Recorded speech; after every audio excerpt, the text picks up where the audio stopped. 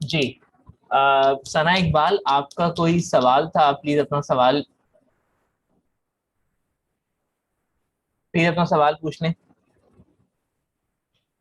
Sir जो आपने first ये करवाई है ना, रेंट चार्जेबल टू टैक्स, उसमें जी से लेस करवाना है जी जी अलाउंस, ये जी। कहाँ लिखा हुआ था कि मतलब कि लेस करना है? अच्छा, ऐसा तो कोई सर। सही, ठीक ठीक ठीक।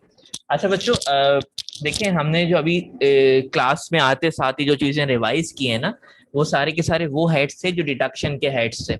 उनमें से हमने जो सबसे पहले पढ़ा था वो रिपेयर एंड अलाउंस पढ़ा था, इंश्योरेंस प्रीमियम पढ़ा था, म्यूनिसिपल ग्राउंड रेंट, प्रॉफिट और share rental income with financial institution और एडमिनिस्ट्रेशन एंड कलेक्शन चार्जेस।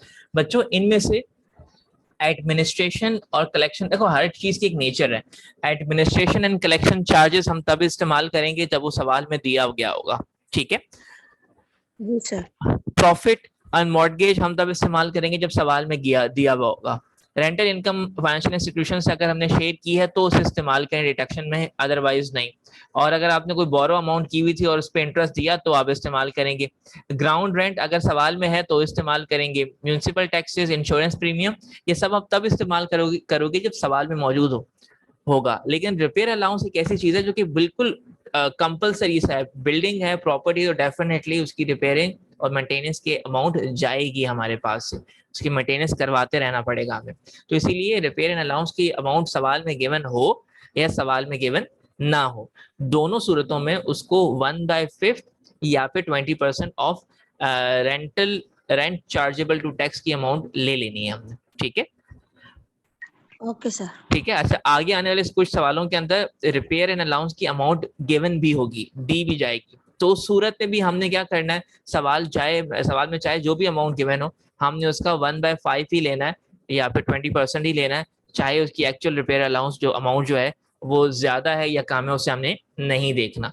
सिर्फ उसे एक्चुअल अमाउंट को कंपेयर करेंगे एडमिनिस्ट्रेशन और कलेक्शन चार्जेस के साथ।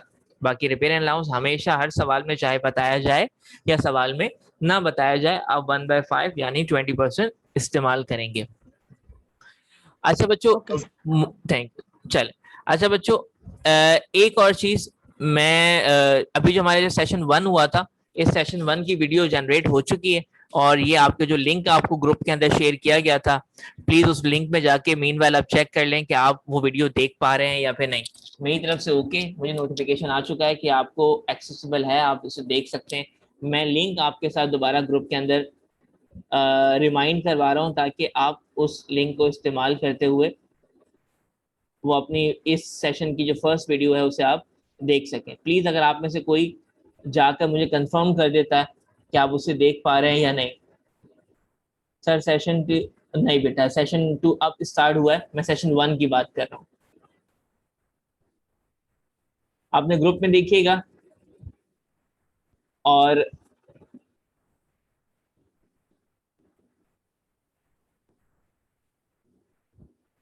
व्हाट्सएप ग्रुप में जाइएगा और व्हाट्सएप ग्रुप में मैंने मैसेज छोड़ दिया। ये जो लिंक है, प्लीज इस लिंक को देखिए, मुझे बता दें कि आप सेशन 1 की वीडियो देख पा रहे हैं या फिर नहीं। अगर कोई प्रॉब्लम है तो हम इसको सेशन में ही कंप्लीट करें। कोई एक आधी मुझे नोट चैट में बता दे कि आप देख पा रहे हैं या नहीं, ताकि हम फर्दर आगे बढ़ें क्लास में।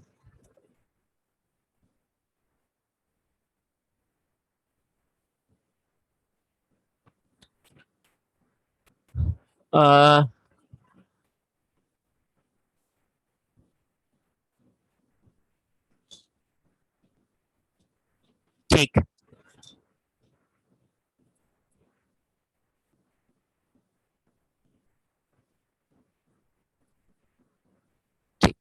अच्छा बच्चों, अब क्वेश्चन नंबर 5 होने के बाद अब हम फर्दर आगे बढ़ेंगे और मजीद कुछ कॉन्सेप्ट्स हैं वो देखते हैं और फर्दर क्वेश्चंस हम देख लेते हैं।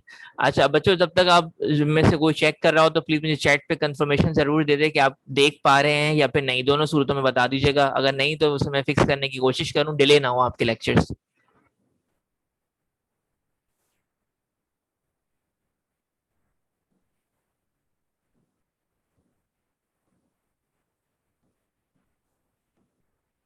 ठीक,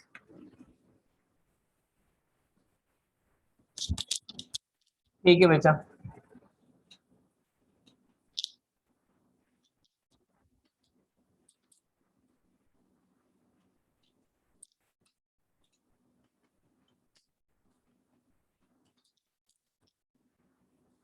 ठीक है।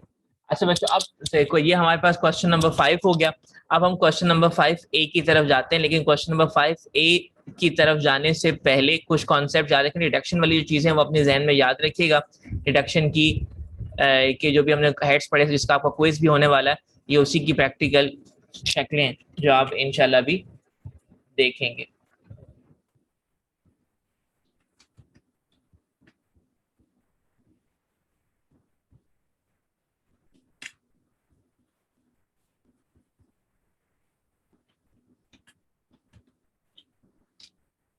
ये 5A,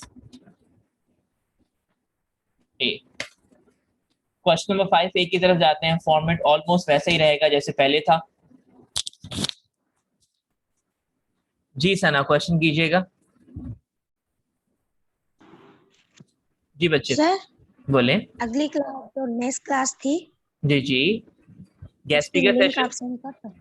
नहीं नहीं, उससे पहले वाला, अब बेटा उससे उसकी, पहले। हाँ बेटा उसकी भी जो मैं आपको लिंक भेजा है, उसी लिंक के अंदर ही आप जाएंगे तो आपको एक फोल्डर और मिलेगा डेट के साथ।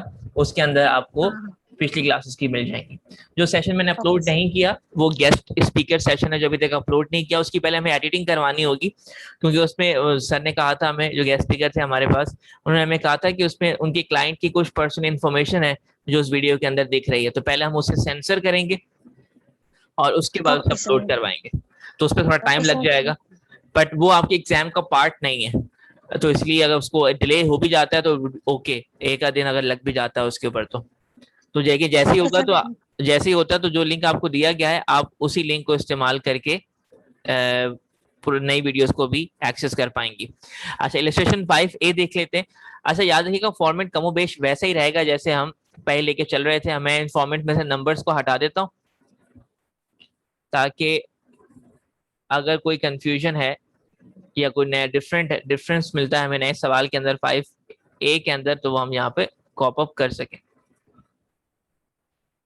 ठीक है जी, 5A में ये कहा जा रहा है rent chargeable to tax tax year 2021 2021। तो याद रखिए कि सवाल में ऑनर का नाम नहीं बताया गया, तो मैंने ऊपर ऑनर नेम लिख दिया। फिर उसके बाद टैक्स ईयर, यहाँ पे दो पिछले सवाल में 2020 था, यहाँ 2021 है, इसको 2021 कर दिया। Tax year ended on June 30 2020 था, ये 2021 हो जाएगा 2021। रेजिडेंशियल स्टेटस रेजिडेंट ही है। नॉर्मली जो भी सवाल हम करने वाले हैं वो सारे के सारे रेजिडेंट ही है, उसको चेंज करने की जरूरत नहीं है। Competition for income from property ये सेम रहेगा। अब फॉर्मेट को लेकर आगे चलते हैं। रेंट चार्जेबल टू टैक्स, सवाल के अंदर rent chargeable to tax, luckily इसमें भी 72,000 72,000 गिवन है, 72,000 लिख दिया जाएगा। फिर उसके बाद हम डिडक्शन की तरफ जाएंगे। डिडक्शन में सबसे पहले आता है रिपेयर अलाउंस या फिर रिपेयर चार्जेस, रिपेयरिंग चार्जेस। सवाल में मौजूद हो तब भी ठीक, सवाल में ना मौजूद हो तब भी आप 1/5 ऑफ द अमाउंट निकाल लेना। इस सवाल के अंदर आपके पास RCT जो है, रेंट चार्जेबल टू टैक्स है, ये 75,000 है, 72,000 है सॉरी। तो आप इस 72,000 का 1/5 निकालेंगे, जो भी अमाउंट बनेगी उसे आप यहाँ पर इस सेकंड कॉलम के अंदर लिख देंगे। That is 14,400। उसके बाद सवाल के अंदर मौजूद है एडमिनिस्ट्रेशन एंड कलेक्शन चार्जेस, जो कि मौजूद हैं 5,000 रुपया। अब यहाँ पर नीचे अगली जो हमारे पास था वो एडमिनिस्ट्रेशन एंड कलेक्शन चार्जेस थे। एक्चुअल अमाउंट हमारे पास मौजूद है सवाल के अंदर, जो एक्चुअल हमने पे की है, दैट इज 5,000। और दूसरा था हमारे पास 6% of rent chargeable to tax. रुक जाए, पहले इस सवाल आ गया, मैं सवाल देख लेता हूँ। एडमिनिस्ट्रेशन कलेक्शन चार्जेस नहीं उठेगा सर, एक मिनट। ये है अजहर अली। अजहर अली, आप अपना सवाल माइक पे कीजिएगा। अजहर अली का सवाल ले लो, फिर सना आपका क्वेश्चन लेता हूँ। जी जी अजहर, सवाल पूछिएगा। सर वो एडमिनिस्ट्रेशन एंड कलेक्शन सर नहीं उठाएंगे चार्जेस, क्यों बेटा, रेंट चार्ज क्यों नहीं सर, उठाएंगे? रेंट चाहे सर 5,000 उठाएंगे ना सर ये। अच्छा, मतलब आप वो 6% कह रहे हैं, वो 6% नहीं आएगा ये कह रहे हैं? Yes sir. अच्छा ठीक है, उससे हम बात करते हैं अभी। ठीक है ठीक है, उससे हम अभी बात करते हैं। सना इकबाल जी, आपका सवाल है, पूछिएगा। नो सर, मेरा कोई सवाल नहीं। ठीक है, मैं आपका हैंड, ठीक है, जो नोटिफिकेशन आ रहा था आपकी तरफ से, चलो ठीक है। अच्छा बच्चों, फिर अब देखिए, अब ये जो सवाल है ना, ये साल 2021 का है। एडमिनिस्ट्रेशन और कलेक्शन चार्जेस की दो परसेंटेजेस हैं, एक है 6%, एक है 4%। पहले 6% हुआ करती थी पिछले सालों में, इस साल में 4% होगी, 4%। तो अब चूंकि ये सवाल 2021 का है, तो इसलिए हम जहाँ पे कलेक्शन और एडमिनिस्ट्रेशन चार्जेस में जहाँ पे आपने 6% लिखा हुआ था, वहां पे 6 नहीं बल्कि 4% लिखा जाएगा। और हम जो भी हमारे पास आरसीटी है उसका 4% निकालेंगे, और ये बन रहा है 2880। इन दोनों में से भी जो लोअर अमाउंट होगी उसे आप एक्चुअल मानेंगे, और हमारे पास लोअर अमाउंट आ रही है 2880, तो हम उसी अमाउंट को लेंगे। टोटल हमारे पास जो बन रहा है डिडक्शन का, वो बन रहा है 17,280। हम इस आरसीटी जो रेंट चार्जेबल टैक्स है इसमें से माइनस करेंगे टोटल डिडक्शंस को, और टोटल डिडक्शंस हमारे पास माइनस करने के बाद अमाउंट बनती है 54,720। सवाल हमारा यहाँ खत्म हो जाता है, लेकिन हम इसको थोड़ा सा एक स्टेप और आगे लेके चलते हैं। टैक्स पेबल अगर हम निकालना चाहें, जो हमारी इनकम हुई, इनकम फ्रॉम प्रॉपर्टी, उस पर टैक्स जो हमने अदा करना है दैट इज 29%। तो वो कैसे निकलेगा? वो हम जो भी हमारे पास टैक्सेबल इनकम फ्रॉम प्रॉपर्टी है इसको आप मल्टीप्लाई करेंगे 29% से, और आपके पास 15,869 रुपीज हैं जो आपने हुकूमत पाकिस्तान को अदा करने हैं, अगर आपने 72,000 रुपीज वसूल किए हैं पूरे साल में किसी भी प्रॉपर्टी के ऊपर, और आपने दिए गए तमाम के तमाम रिपेयर और एडमिनिस्ट्रेशन एक्सपेंसेस इसी तरह से अदा किए हैं जो कि इस सवाल में दिए गए। तो अच्छा बच्चों, अब मैं यहाँ रोक रहा हूँ और आपसे सवाल ले रहा हूँ कि अगर कोई सवाल पूछना चाहे तो वो सवाल पूछ सकता है इस जगह पे, क्योंकि अब हम एक और सेक्शन में एंटर होने वाले। तो इधर कोई सवाल है तो पूछ लें आप लोग। आप सवाल पूछने के लिए हैंड रेज कर सकते हैं। अगर कोई सवाल है किसी का तो अभी पूछ लें, अब हम नेक्स्ट टाइप ऑफ क्वेश्चंस की तरफ जाने वाले हैं। जी अच्छा, मोहम्मद इकबाल, आप अपना सवाल पूछिएगा। जी मोहम्मद इकबाल का सवाल पहले लेते हैं। जी बेटा। सर ये जो आपने 4% लिया है ये 2021 में, अगर जो है इससे पहले का कोई होगा तो 6% किस सूरत में लेंगे, ये मुझे क्लियर कर देंगे। अच्छा देखो, अगर टैक्स ईयर जो है हमारा इस सवाल के अंदर 2021 मौजूद है, अगर 2021 से पहले के साल होंगे तो उसमें हम 6% लेंगे, और 2021 या उसके आने वाले साल हैं उनमें हम लोग 4% लेंगे, अगर कोई चेंजेस नहीं आती अगले साल तो। अभी तक तो ये बताया गया 2021 में हमने 4% लेना है, और 2021 से पिछले जितने भी साल हैं उन सब में हमने 6% लेना है। और ये बात कहाँ लिखी हुई है? ये आप जो आपको डॉक्यूमेंट शेयर किया गया इसमें एडमिनिस्ट्रेशन एंड कलेक्शन चार्जेस की जो पैराग्राफ है, इस पैराग्राफ के अंदर मेंशन है, ये रहा, with effect WEF tax year 2021, the minimum collection charges will be 4% of the rent chargeable to tax, जबकि पिछले सालों में यही 6% था। ठीक है, अच्छा आई बिलीव आपका आंसर हो गया। आपने सना इकबाल, बेटा आपका कुछ सवाल है तो पूछिएगा। सर मेरा ये था कि जो 29% है ना, जी जी, ये फिक्स है, मतलब कि सब में यही लगेगा 29% ही। ये जो 29% है ये फिक्स है, सब में यही लगेगा। लेकिन तब जब आप इनकम फ्रॉम प्रॉपर्टी कैलकुलेट कर रहे हैं, क्योंकि आपके आने वाले सवालों के अंदर इनकम फ्रॉम प्रॉपर्टी के साथ इनकम फ्रॉम बिजनेस भी आ रहा है, इनकम फ्रॉम सैलरी भी आएगा। तो जिस सेक्शन की आप बात करेंगे इनकम फ्रॉम सैलरी, तो उसके लिए वो परसेंटेज लगेगी जो हमने मिड से पहले लगाई थी, और इनकम फ्रॉम प्रॉपर्टी के केस में आप 29% इस्तेमाल करेंगे। अच्छा जी, एक और सवाल आया है हमारे पास। जी जी मोहम्मद इकबाल सवाल पूछिएगा। सर मैं ये पूछ रहा था 29% सर, एक ये जो सब में इस्तेमाल करेंगे, और ये कहाँ से आया इतना थोड़ा बताना। ठीक है, ये 29% इनकम टैक्स ऑर्डिनेंस के अंदर लिखा हुआ है, जो आपको मैंने कहा था दो आपके डॉक्यूमेंट हैं, एक primary document income tax ordinance का, इनकम टैक्स ऑर्डिनेंस के अंदर 29% के बारे में जिक्र है। अच्छा सर, और ये जो एडमिनिस्ट्रेशन कलेक्शन चार्जेस है, ये हम क्वेश्चन में होगा तो यूज करेंगे या वैसे भी यूज करेंगे? अगर वो 2020 है तो 4%, नहीं वो 6%, और 2021 है तो 4%। एडमिनिस्ट्रेशन और कलेक्शन चार्जेस अगर सवाल में गिवन होंगे तो इस्तेमाल होगा, वरना नहीं इस्तेमाल होगा। जबकि इसके साथ साथ जो रिपेयर अलाउंस है वो सवाल में गिवन हो या ना हो, दोनों सूरतों में आपने इस्तेमाल करना है। Okay sir. ठीक है जी। सना इकबाल, आपको कोई सवाल है? No sir. चलो ठीक है बेटा, और किसी का सवाल है तो पूछ लें, हम आगे चल रहे हैं।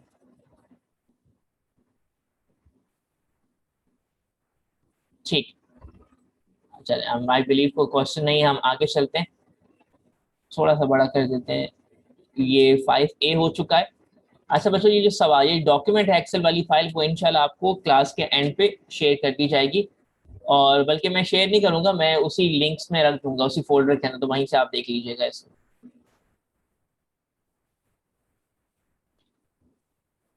ये ज्यादा आसान रहेगा, वहां रख देना ज्यादा मुनासिब।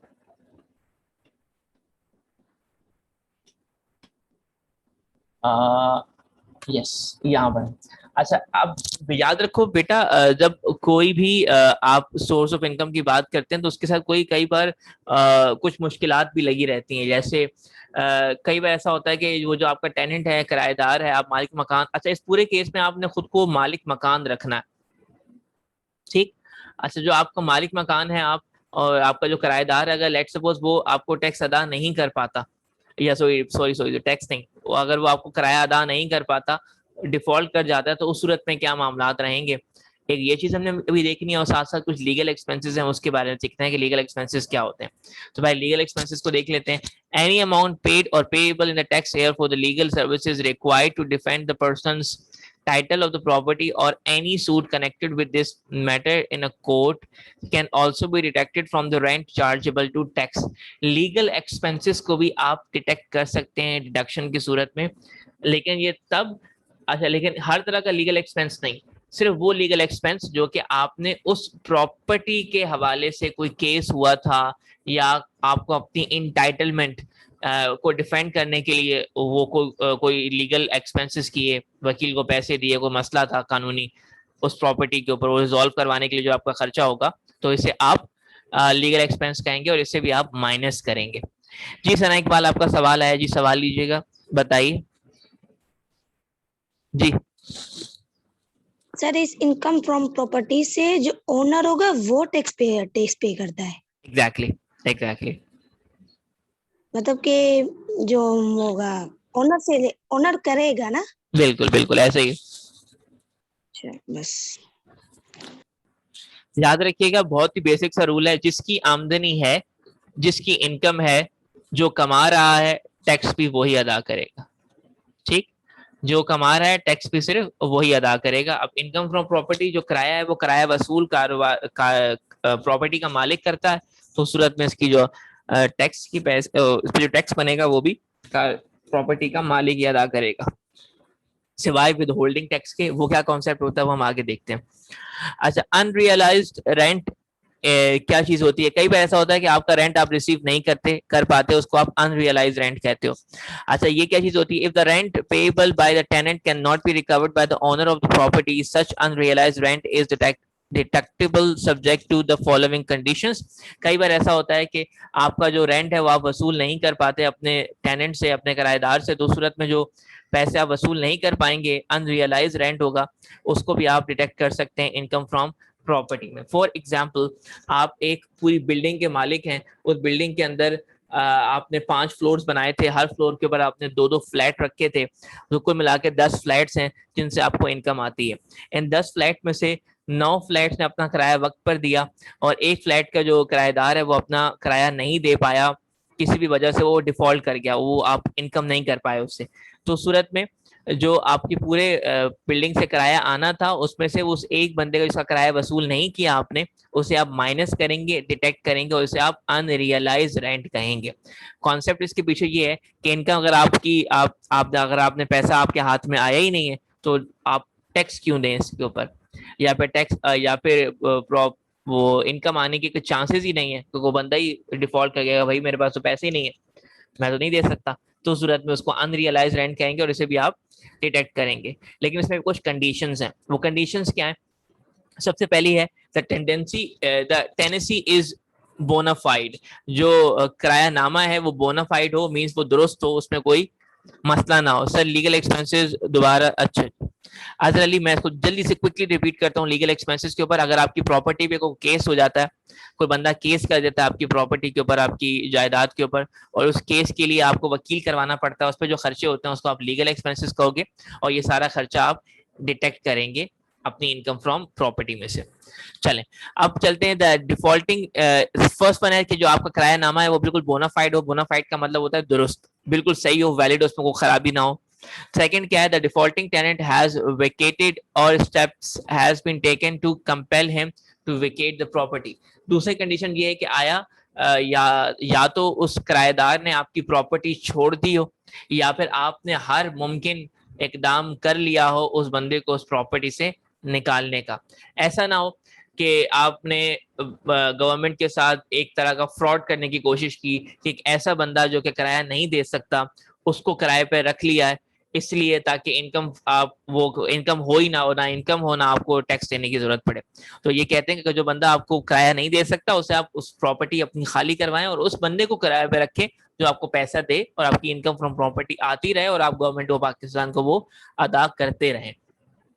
तो इसमें पॉइंट नंबर 2 में एक आ गया कि आपने कोशिश करनी है कि वो बंदा प्रॉपर्टी खाली कर ले, हर मुमकिन कोशिश करनी है कि वो बंदा प्रॉपर्टी खाली कर दे।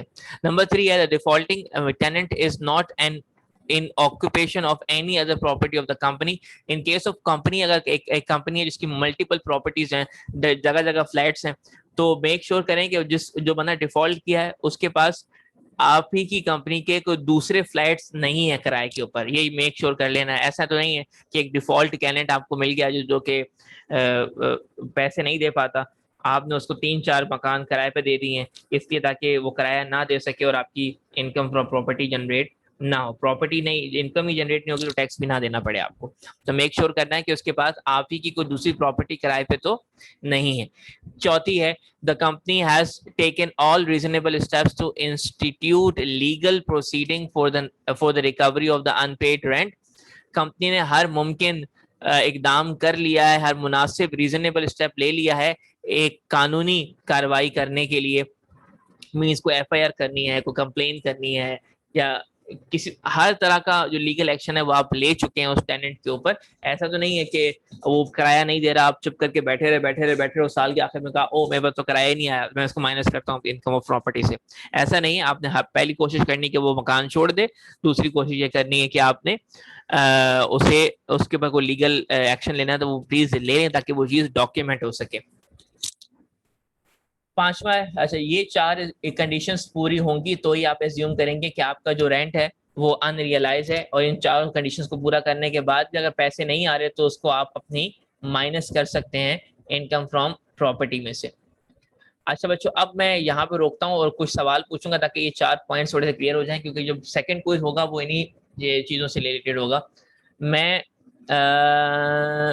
सवाल पूछूंगा मुबारका कुर्बान, माइक अनम्यूट कीजिएगा। मुबारका कुर्बान, क्या आप माइक अनम्यूट कर सकती हैं? जी आपको आवाज आ रही है हमारी? लेकिन बड़े मजे की बात, हमें आपकी नहीं आ रही। मुबारक का कुर्बान।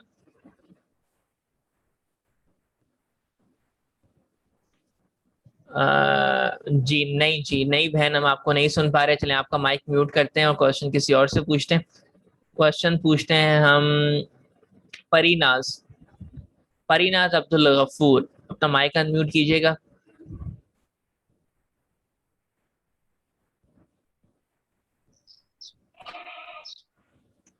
अच्छा बहन आप, हाँ ठीक ठीक है बहन, आपसे मेरा सवाल ये है,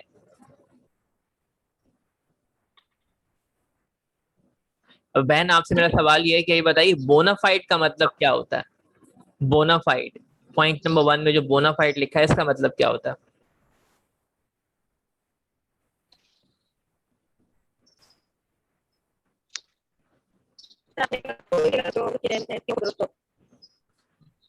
माजरत बहन, मुझे आपका माइक म्यूट करना पड़ेगा, बहुत डिस्टॉर्शन है। मुबारका कुर्बान, आप बोनाफाइड का मतलब चैट पे रिप्लाई कर दें, तब तक मैं नेक्स्ट क्वेश्चन पूछ लेता हूं अजहर अली से। अजहर अली, माइक अनम्यूट कीजिएगा अपना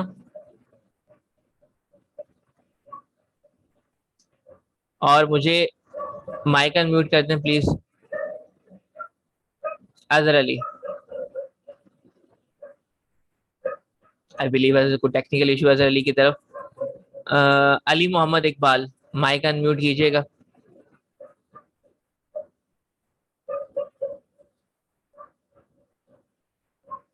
मे बी कोई टेक्निकल इशू है, बल्कि आगे मोहम्मद इकबाल बेटा, मैं चाहूंगा कि आप पॉइंट नंबर 4 एक्सप्लेन कर दें। पॉइंट नंबर 4 को एक्सप्लेन कर दें आप। हेलो, जी आप सुन पा रहे हैं हम आपको। पॉइंट नंबर 4 एक्सप्लेन आवाज कीजिएगा। आ रही सर? जी आ रही है, पॉइंट नंबर 4 एक्सप्लेन कीजिए। सर ये है कि इसमें कंपनीज जो है वो सारे रीजनेबल और लीगल स्टेप्स लेवे, जो कि रेंट पे नहीं हुआ है तो उसकी रिकवरी कैसे हो सके, मतलब वापसी कैसे हो सके, तो उसकी रिकवरी के लिए कौन कौन से लीगल स्टेप्स लिए जाए तो वो कंपनी ले, तो ये कहना चाह रहे हैं इसमें। अच्छा ठीक है। अच्छा अब एक काम करते हैं, एक जर्नल सा क्वेश्चन कर लेते हैं सबसे, जिसको आंसर आता हो प्लीज हैंड रेज कीजिएगा ताकि हमारी ये 4 पॉइंट अच्छे तरीके से कवर हो जाए। याद रखें, मैं ये वो एक्सरसाइज क्लास में बार बार इसलिए करवा रहा होता हूँ ताकि वो एक एक पॉइंट है वो बहुत अच्छे तरीके से हमारे पास क्लियर हो जाए और हम इसको एग्जाम में बहुत अच्छे तरीके से कर पाए। बिकॉज एग्जाम में सवाल बहुत आसान होते हैं लेकिन चूंकि क्लियरिटी नहीं होती ड्यूरिंग द लेक्चर, तो इसीलिए वो चीज हम एग्जाम में अच्छे तरीके से मार्क्स स्कोर नहीं कर पाते। बच्चों मेरा सवाल जो है वो आप लोगों से ये है, कहानी सुननी है गौर से और मुझे बताना है कि यहाँ पर क्या मामला है। कहानी सुनेंगे और उसके बाद आप मुझे इस सवाल का जवाब देंगे। कहानी ये है कि एक साहब हैं, वो प्रॉपर्टी के मालिक हैं, उन्होंने एक दूसरे आदमी को किराए पर दिया मकान, और उन्होंने जब किराए पे मकान दिया तो उन्होंने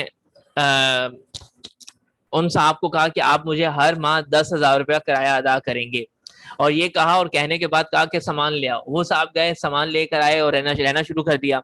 1 महीना, 2 महीना, 3 महीने, 4 महीने तक उन्होंने किराया दिया और 5वें और 6ठे महीने उन्होंने वो किराया नहीं दे पाए। इन साहब ने क्या किया, इन्होंने कहा किराया दे सकते हो, उन्होंने कहा नहीं दे सकते। उन्होंने कहा किराया लाओ, बड़ी कोशिश की निकल जाए, उन्होंने रोना पीटना शुरू कर दिया कि भाई मैं नहीं जा सकता, हमने कहाँ जाऊंगा। और आखिरकार उन साहब ने तंग आकर पुलिस से जाके राब्ता किया और FIR करवा दी। अब FIR करवाने के बाद जब FIR की प्रोसीडिंग शुरू हुई तो उन्होंने कहा जी आप किराया नामा दिखाएं, तो उन साहब ने कहा कि वो तो हमने बनाया ही नहीं।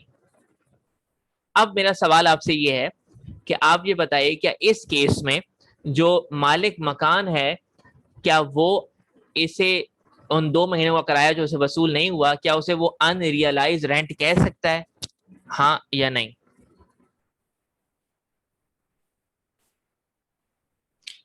सद्दाम हफीज जी, माइक अनम्यूट कीजिएगा।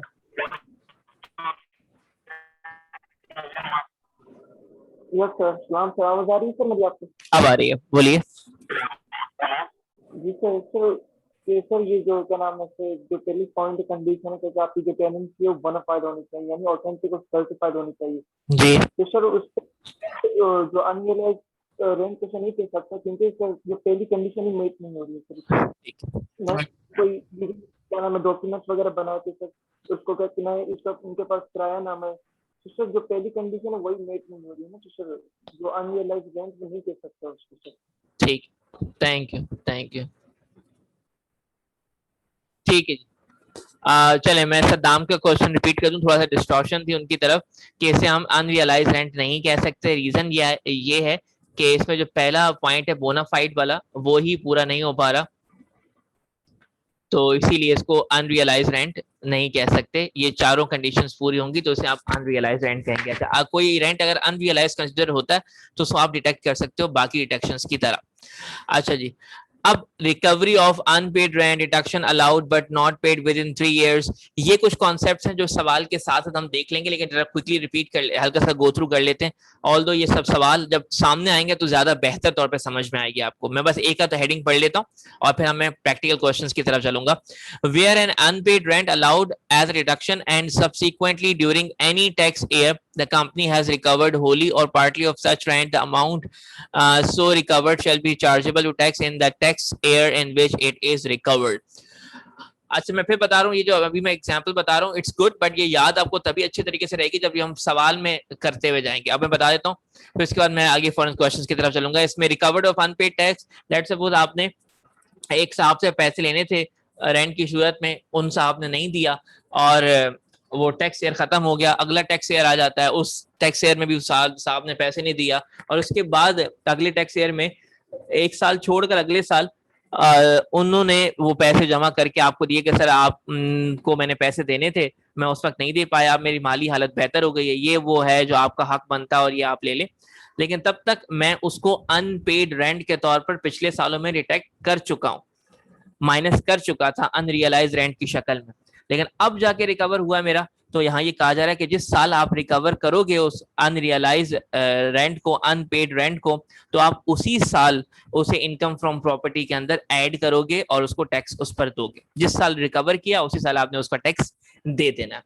तो रिकवरी ऑफ अनपेड रेंट। फिर उसके बाद आगे है reduction allowed but not paid with in 3 years। ये हम कॉन्सेप्ट्स और देखेंगे, बट मैं ये चाहूंगा कि अगर हम इसको प्रैक्टिकली देखें तो ये बहुत अच्छे तरीके से याद रहेगा। Even recovery of unpaired rent, ये भी आपको ज्यादा बेहतर तब याद रहेगा जब आप आगे आने वाले सवालों के अंदर इसको सॉल्व करेंगे। हम आगे क्वेश्चन की तरफ जाते हैं। Taxation proceedings of income tax year 2020 2020 में इनकम टैक्स। अच्छा, बाकी मोहम्मद इकबाल का एक सवाल था, ये देखें बेटा, मैं अगर माउस का ये देख रहा हो, ये 29% यहाँ से आया आपके पास, ठीक है। अच्छा, एक और चीज है advance rent on rent paid to the company. ये एक मजे की चीज है, ये अच्छे तरीके से देख लेते हैं। ये वो जो गेस्ट स्पीकर सेशन के अंदर उन्होंने कहा था कि विद होल्डिंग टैक्स, ये विद होल्डिंग टैक्स का एक कॉन्सेप्ट है।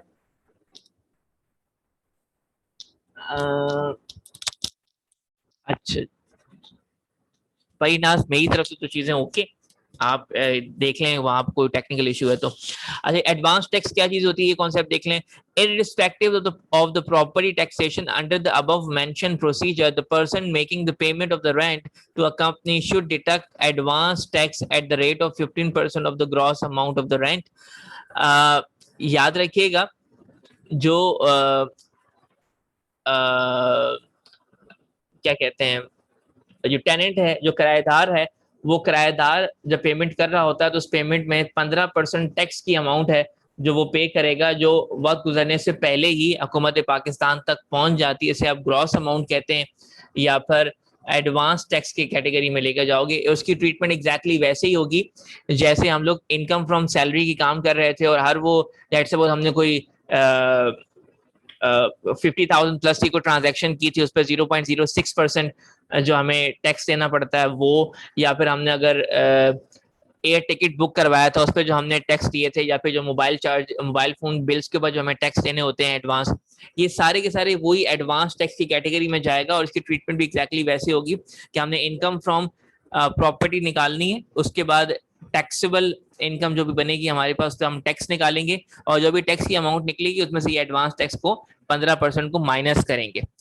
क्लियरिटी इसके लिए लेने के लिए बेहतर यह है कि हम इसका सवाल सॉल्व कर लें और ये ज्यादा बेहतर तब हमें समझ में आएगा। इलस्ट्रेशन 6 देखें। business income of Elite Service Limited, a public company, during a year ended 30th June 2020, 2020 की बात है, पिछले साल की, इस साल की बात नहीं हो रही, is rupees 4.36 million है इनकी. The company has rented out a property at the rate of, okay, अब देखिए यहाँ पर ये एक Elite Services Limited एक पब्लिक लिमिटेड कंपनी है. इस पब्लिक लिमिटेड कंपनी की जो सालाना इनकम है, बिजनेस इनकम, वो भी बताई गई है यहाँ पर 4367500, और साथ ही साथ उन्होंने अपनी प्रॉपर्टी रेंट आउट की है और पर मंथ, पीएम का मतलब पर मंथ उन्हें 180000 अमाउंट जो है वो रेंट के तौर पे मिल रही है. तो आपने क्या करना है, हमने इनकम फ्रॉम प्रॉपर्टी की बात करें तो हम इनकम फ्रॉम प्रॉपर्टी में रेंट वाले मामला को देखेंगे और उसको सॉल्व करेंगे, और जो भी अमाउंट बनेगी उसको हम आगे एड अप कर देंगे इनकम फ्रॉम बिजनेस के अंदर, ताकि total income of allied services limited निकालना चाहे तो वो भी निकल आए. अच्छा, इसके बाद फॉलोइंग फर्दर, अच्छा मंथली रेंट कितना है वो सवाल में गिवन है. फिर उसके बाद following further details are available. Ground rent paid for the property, जो ग्राउंड रेंट अलाइड सर्विसेज ने पे किया है वो है 16 लाख. फिर उसके बाद रिपेयर एक्सपेंसेस ऑन प्रॉपर्टी 9,80,000 है. अच्छा, इस सवाल के अंदर देखिए रिपेयर एक्सपेंसेस सवाल के अंदर दिया गया है, अगर ना भी दिया जाता तब भी हम इसे सॉल्व करते. आगे है collection charges paid for the property is 20 lakh. Pay advance tax withholding withheld by tenant 32,40,40,000 रुपए, ये एडवांस टैक्स है जो टेनेंट ने अदा किया, हमारे किराएदार ने, ये 32,400 है. बस ये इन्फॉर्मेशन है, और कैलकुलेशन में क्या क्या जा रहा है, calculate the total income of the company and it's tax payable. Total income हमने कैलकुलेट करनी है और उसकी जो टैक्स की अमाउंट है वो देखनी है. सवाल एक आ चुका है सना इकबाल की तरफ से. जी बेटा सवाल पूछें आप. सर ये जो इनकम फ्रॉम प्रॉपर्टी है ये हर मंथ टैक्स फाइल करते हैं क्या या हर ईयर? अच्छा, मैं आंसर करता हूँ, माइक म्यूट कर लीजिएगा अपना. ठीक है. अच्छा बेटा, ऐसा है कि आपकी जितनी तरह की भी इनकम होती है वो इनकम आप रिसीव करते हो हर महीने, लेकिन उसका जो टैक्स फाइलिंग होती है वो साल के आखिर में एक ही दफा की जाती है. जैसे सैलरी आप हर महीने वसूल करते हो, लेकिन टैक्स आपको साल के आखिर में एक ही दफा देना होता है अपनी सालाना सैलरी के ऊपर.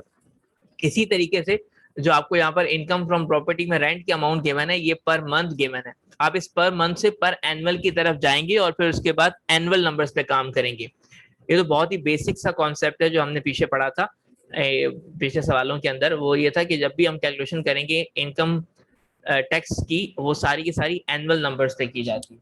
तो आपके सवाल का आंसर ये है कि जो इन प्रॉपर्टी पे जो रेंट आता है वो रेंट हम वसूल करते हैं मंथली, लेकिन उसकी पेमेंट जो होती है वो एनुअली ही की जाती है.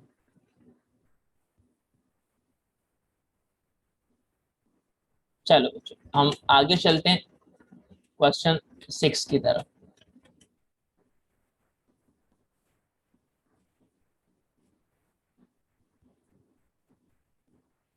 ठीक है, और ये हमारे पास है क्वेश्चन 6, इलिस्ट्रेशन 6. अच्छा, अब फॉर्मेट एग्जैक्टली वही रहेगा जो हमने पहले सीखा था, उसी फॉर्मेट को लेके चलेंगे हम आगे. अच्छा, अब बिजनेस इनकम थोड़ा सा बीच में कर लेते हैं ताकि दोनों पेजेस हम साथ देखें. ठीक है, business income of allied services limited. सबसे पहले owner of the name, owner name में पहले सवालों में ऑनर नहीं था, इस सवालों में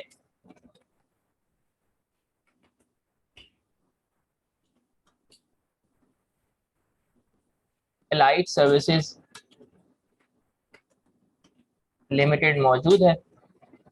अच्छा, इसके बाद इस सवाल में जो टैक्स ईयर गिवन है वो 2020 है, तो यहाँ पे 2020 कर दिया. Ended on 2020. Residential status resident है हमारे पास, और ये फाइलर है. फिर उसके बाद computation for income from property, यहीं से आगे लेके चलेंगे. फॉर्मेट कमोबेश ऐसा ही रहेगा. मैं नंबर हटा देता हूँ और चलाते हैं हम वहाँ पे. अच्छा, अब rent chargeable to tax, RCT निकालने के लिए हम क्या करेंगे कि इस सवाल के अंदर इनका जो रेंट की अमाउंट गिवन है वो हम निकालेंगे मंथली रेंट, उसे मैं मल्टीप्लाई करूंगा 12 के साथ, और जो भी नंबर आएगा उसे मैं RCT रखूंगा, रेंट चार्जेबल टू टैक्स।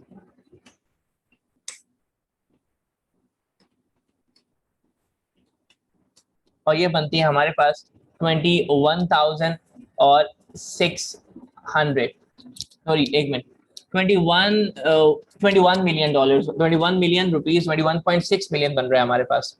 ठीक है, इसके बाद रिपेयर अलाउंस एंड चार्जेस है हमारे पास। अच्छा बच्चों, हमारा जो वो सेशन है वो खत्म हो रहा है, हमारे पास 40 मिनट्स का जो सेशन स्लॉट होता है वो खत्म हो रहा है, लेस देन 1 मिनट बाकी है।